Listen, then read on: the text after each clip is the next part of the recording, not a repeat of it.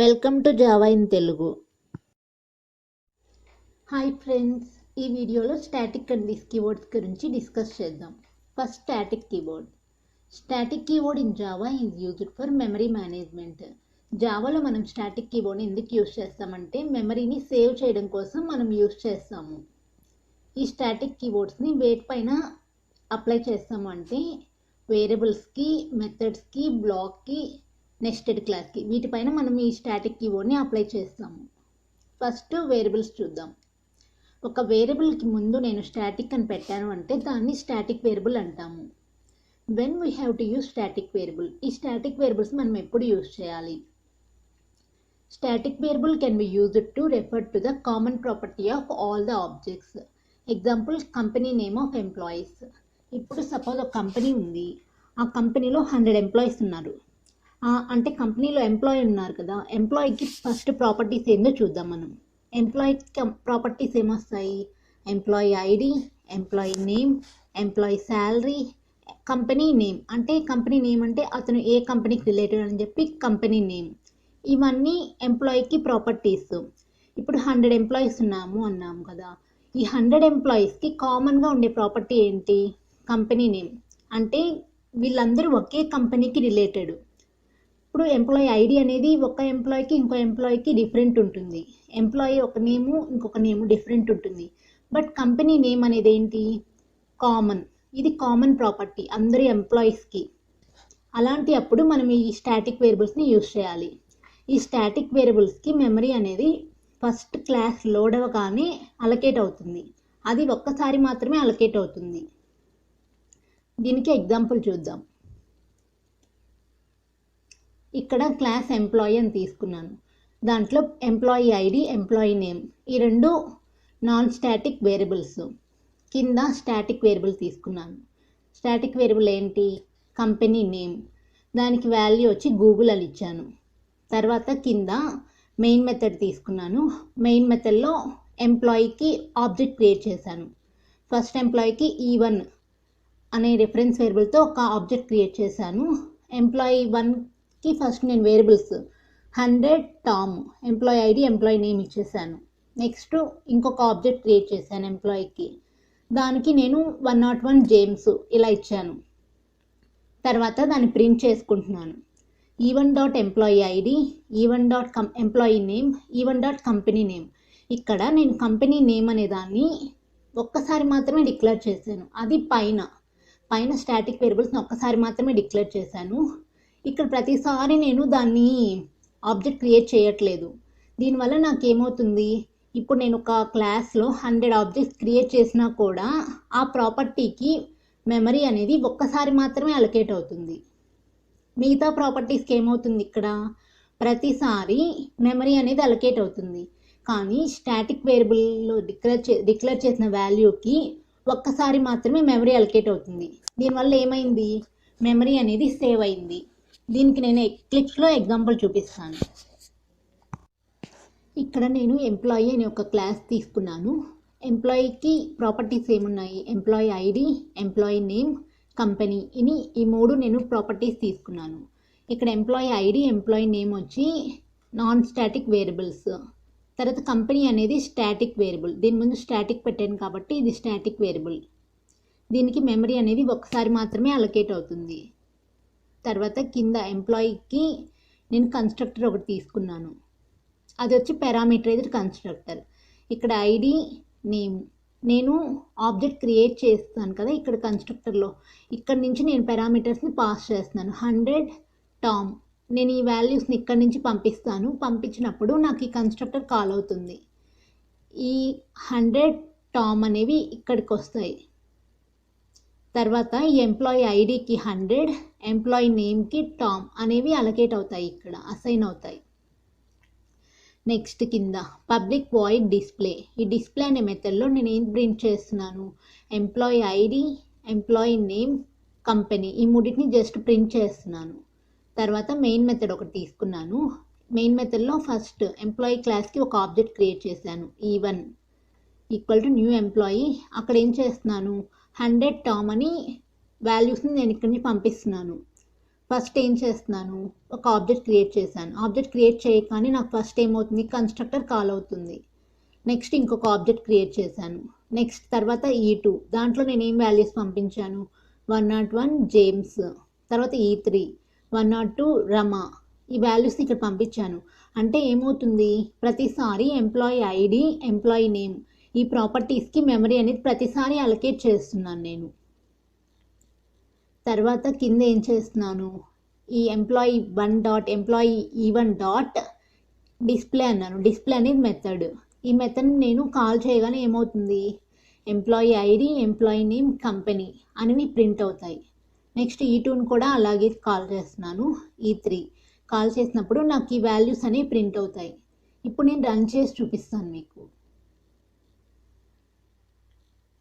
100 Tom TCS, 101 James TCS, 102 Rama TCS. అంటే ఇక్కడ TCS అనేది ఏంటి, కంపెనీ నేము. ఈ అందరు ఎంప్లాయీస్కి కామన్గా ఉన్న ప్రాపర్టీ ఈ కంపెనీ నేమ్. సో నేను ఏం చేస్తున్నాను, ప్రతిసారి ఈ ప్రాపర్టీకి నేను మెమరీ అనేది అలొకేట్ చేయట్లేదు, ఒక్కసారి మాత్రమే మెమరీ అలొకేట్ చేస్తున్నాను. ఆ ఒక్కసారి అలొకేట్ చేసిన మెమరీని నేను ప్రతిసారి ఆ ప్రాపర్టీని యూజ్ చేసుకుంటున్నాను. దీనివల్ల ఏమవుతుంది, మెమరీ అనేది సేవ్ అవుతుంది.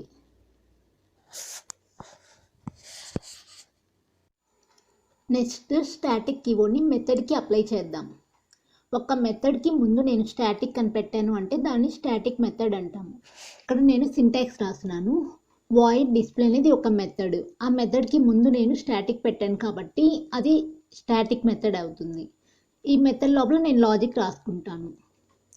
To access static method we don't need to create an object, we can access it through class name.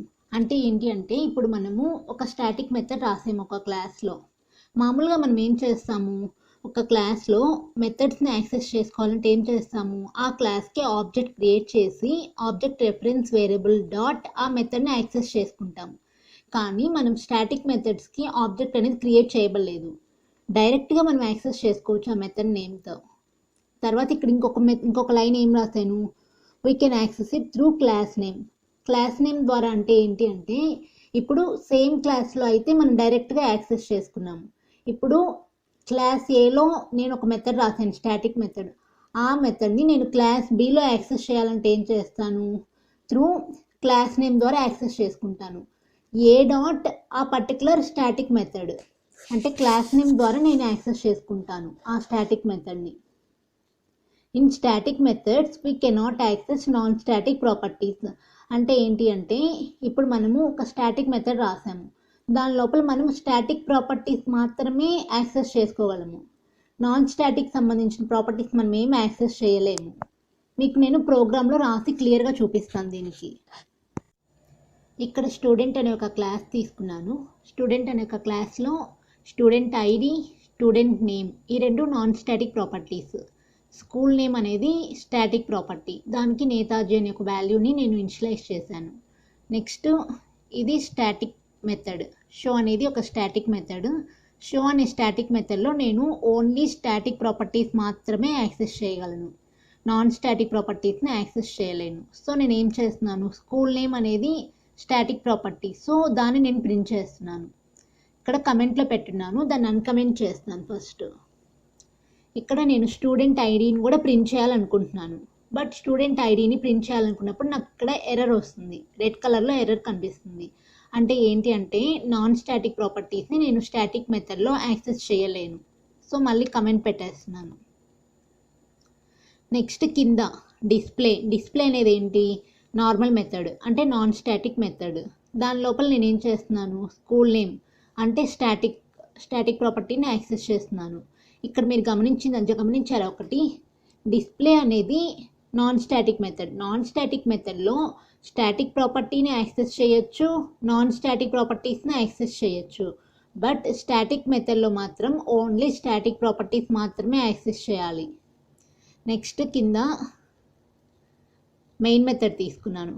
Main మెథడ్లో స్టూడెంట్ అనే క్లాస్కి ఆబ్జెక్ట్ క్రియేట్ చేశాను, కానీ స్టాటిక్ ప్రాపర్టీస్ని యాక్సెస్ చేసుకోవడానికి ఆబ్జెక్ట్ క్రియేట్ చేయాల్సిన అవసరం లేదు, డైరెక్ట్గా యాక్సెస్ చేయొచ్చు.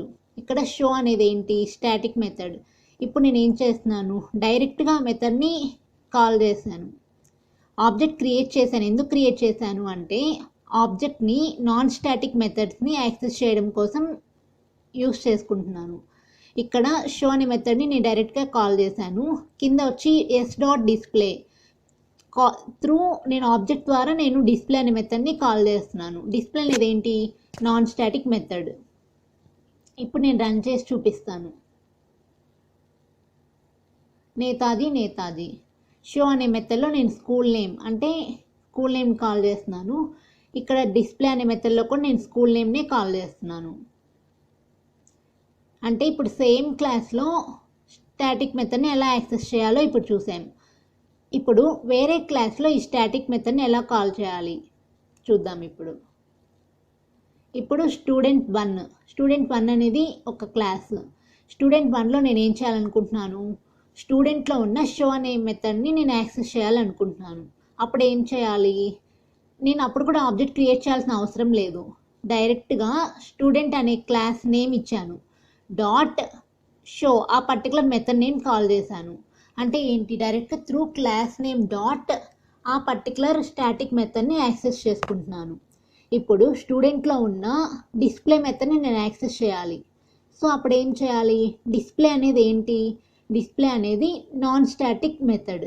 సో నాన్ స్టాటిక్ మెథడ్ని యాక్సెస్ చేయడానికి నేను ఏం చేస్తున్నాను, స్టూడెంట్ అనే క్లాస్కి ఆబ్జెక్ట్ క్రియేట్ చేశాను. ఆబ్జెక్ట్ క్రియేట్ చేసి through object reference variable dot display అన్నాను. ఇప్పుడు రన్ చేద్దాం దీన్ని. సేమ్ అవుట్పుటే వచ్చింది ఇప్పుడు కూడా. అంటే ఏంటి, స్టాటిక్ మెథడ్స్ని నేను డైరెక్ట్గా కాల్ చేసేసేయచ్చు. అదే వేరే క్లాస్లో అయితే through particular class name dot ఆ పర్టికులర్ మెథడ్ని నేను కాల్ చేస్తే సరిపోతుంది. అదే నాన్ స్టాటిక్ మెథడ్స్కి అయితే ఆబ్జెక్ట్ క్రియేట్ చేయాలి. నేను ఇంతకుముందు ఏం చెప్పాను, స్టాటిక్ మెథడ్లో ఓన్లీ స్టాటిక్ ప్రాపర్టీస్నే యాక్సెస్ చేయగలము అని చెప్పాను కదా. ఇప్పుడు ఇన్ కేస్ ఇప్పుడు నేను ఈ స్టాటిక్ మెథడ్లో నాన్ స్టాటిక్ ప్రాపర్టీస్ని యాక్సెస్ చేయాలంటే ఏం చేయాలి, కాల్ చేయలేనని చెప్పాను ఇంతకుముందు. కానీ దానికి ఒక సొల్యూషన్ ఉంది. ఆ సొల్యూషన్ ఏంటి అంటే, ఇప్పుడు ఈ క్లాస్ షో అనేది స్టాటిక్ మెథడ్. ఇప్పుడు నేను ఏం చేయాలనుకుంటున్నాను, దీంట్లో ఈ స్టూడెంట్ ఐడిని నేను యాక్సెస్ చేయాలి అనుకుంటున్నాను. అప్పుడు ఏం చేయాలి, ఈ క్లాస్కి ఈ మెథడ్లో ఆబ్జెక్ట్ క్రియేట్ చేయాలి. ఇప్పుడు నేను ఆబ్జెక్ట్ క్రియేట్ చేస్తున్నాను. Student s1 is equal to new student.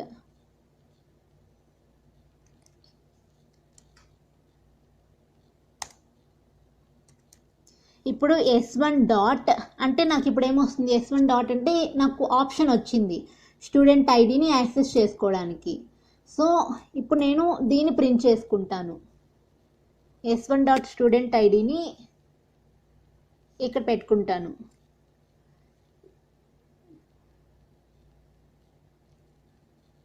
ఇప్పుడు ఈ లైన్ని నేను కింద పెడతాను.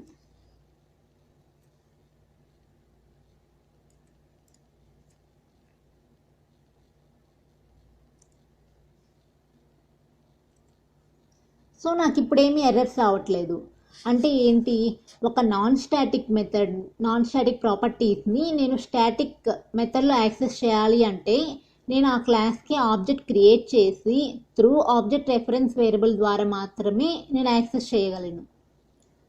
మీరు ఇంతకుముందే గమనించి ఉండాలి, యాక్చువల్గా ఇక్కడ మెయిన్ మెథడ్ అనేది కూడా స్టాటిక్ మెథడే. ఈ స్టాటిక్ మెథడ్లో మనం ఏం చేస్తున్నాము, అన్నిటిని యాక్సెస్ చేస్తున్నాము. స్టాటిక్ మెథడ్స్ని యాక్సెస్ చేశాను, నాన్ స్టాటిక్ మెథడ్స్ని కూడా యాక్సెస్ చేశాను.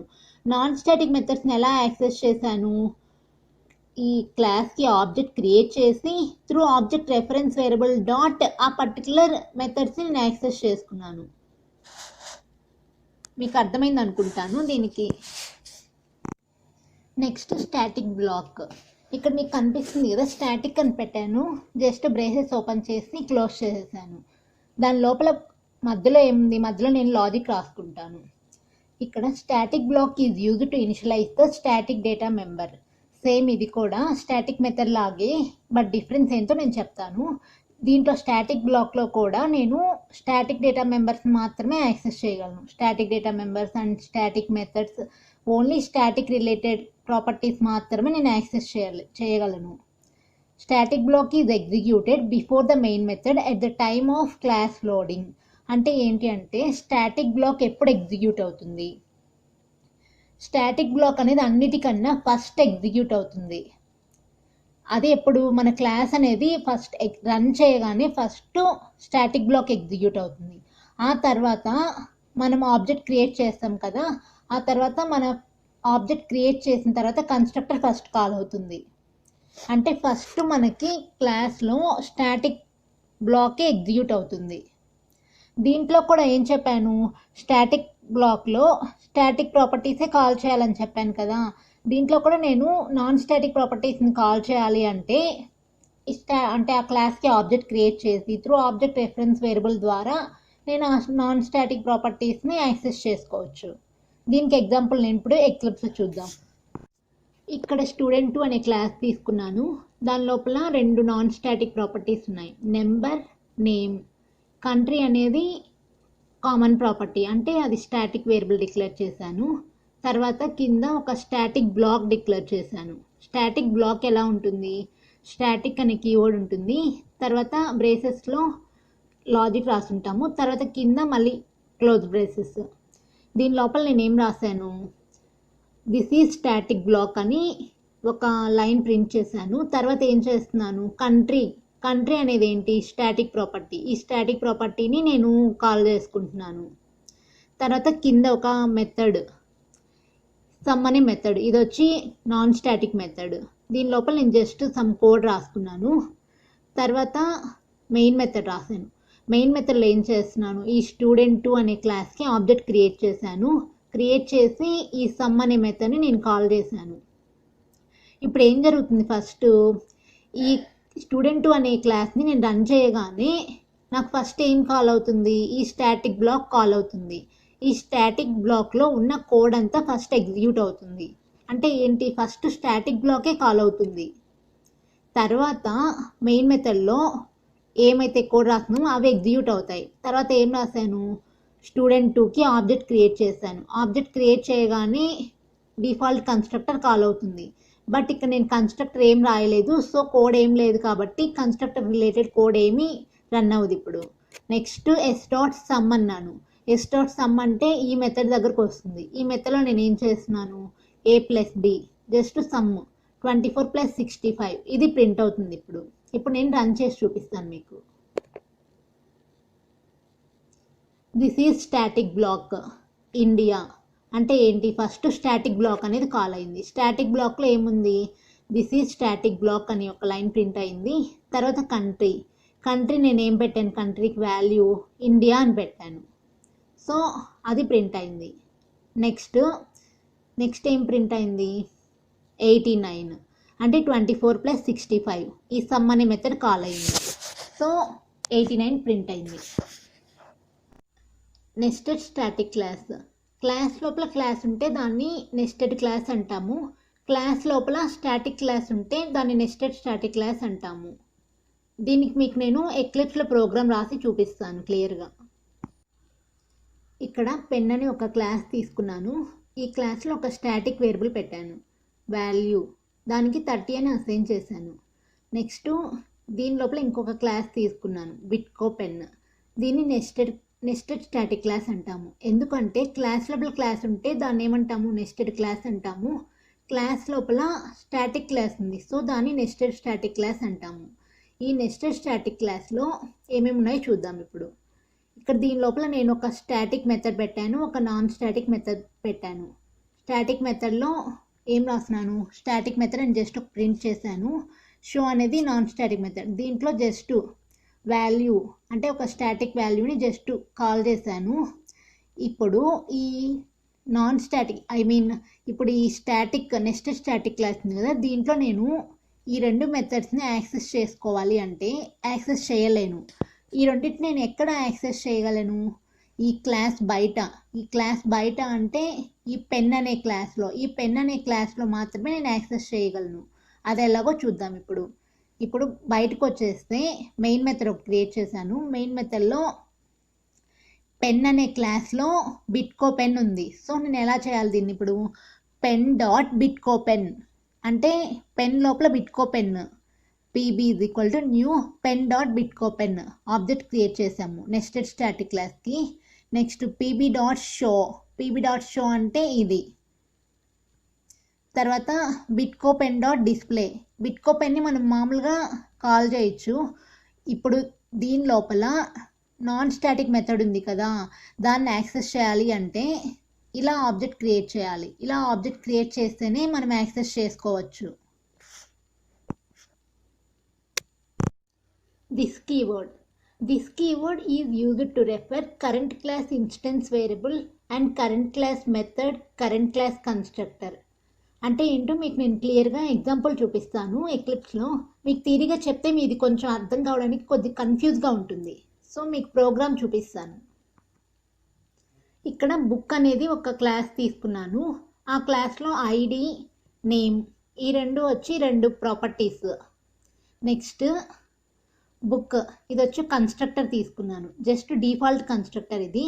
తర్వాత కింద బుక్ అని ఇంకొక కన్స్ట్రక్టర్ తీసుకున్నాను. దీని లోపల రెండు పారామీటర్స్ పంపించాను, ఐడి, నేమ్. ఇది వచ్చి పారామీటరైజ్డ్ కన్స్ట్రక్టర్. వీటికి వాల్యూస్ నేను మెయిన్ మెథడ్లో ఇస్తాను.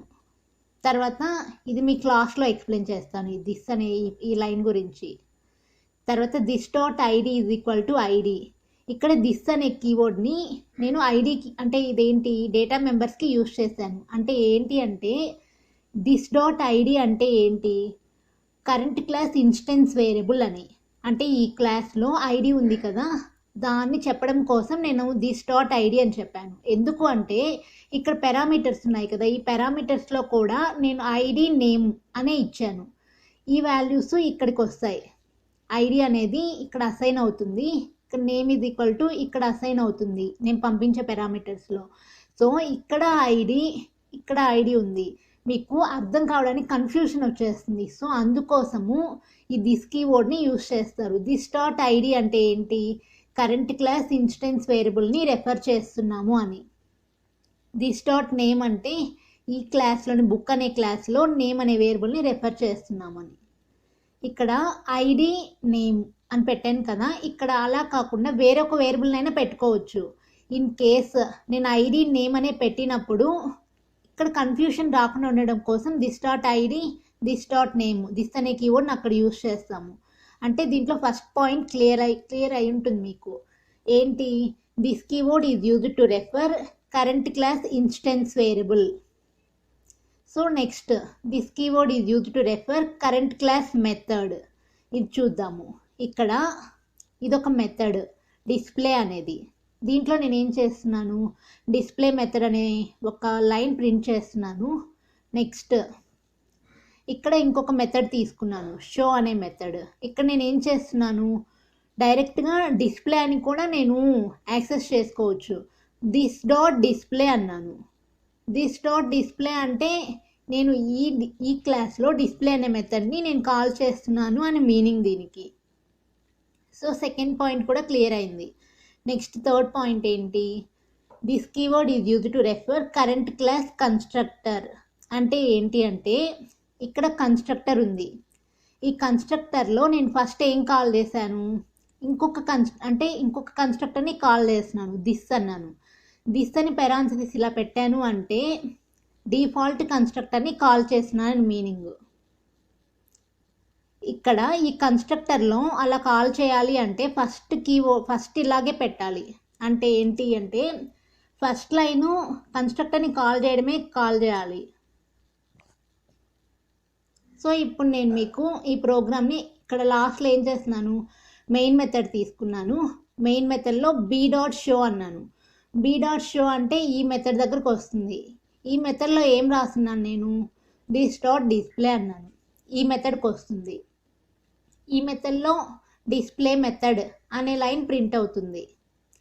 ఫస్ట్ ఏం జరుగుతుంది, కన్స్ట్రక్టర్ కాల్ అవుతుంది. ఎందుకంటే ఫస్ట్ ఆబ్జెక్ట్ క్రియేట్ చేయగానే కన్స్ట్రక్టర్ కాల్ అవుతుంది. నేను కాల్ చేసిన కన్స్ట్రక్టర్ ఏంటి, ఇక్కడ parameterized constructor. So first parameterized కన్స్ట్రక్టర్కి వెళ్తుంది.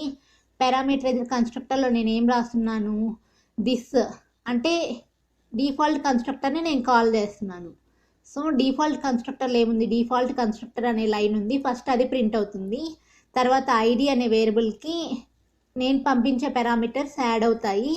నెక్స్ట్ బీ డాట్ షో అంటే ఈ డిస్ప్లే మెథడ్లో ఏముందో అది ప్రింట్ అవుతుంది. మీకు రన్ చేసి చూపిస్తాను ఇప్పుడు. ఫస్ట్ ఏం కాల్ అయింది, default constructor, next display method అనేది ప్రింట్ అయ్యాయి.